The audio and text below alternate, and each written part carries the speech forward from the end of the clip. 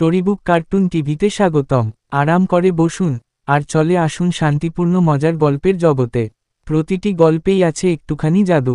প্রতি সপ্তাহে নতুন এপিসোড। শিশু, পরিবার অথবা যে কোনো গল্পপ্রেমীদের জন্য একদম উপযুক্ত। সাবস্ক্রাইব করুন, লাইক করুন, শেয়ার করুন, আর চলুন গল্প শুরু হোক। শীত রাতে গ্রামের শেষ প্রান্তে ছোট্ট একটি কুঁড়ে ঘর। সেখানে থাকে বুড়ো হরিদাস, একা। তার সঙ্গী শুধু একটি পোষা কুকুর, নাম কালা। হরিদাসের ছেলে শহরে বছরে একবারও আসে না, কিন্তু কালা কখনো ছেড়ে যায় না। এক রাতে বজ্রপাত, ঝড়, ঘর কাঁপছে। হরিদাস ভয় পাচ্ছিল। হঠাৎ দেখে কালা তার গায়ে মাথা রেখে বসে আছে, চোখে মায়া।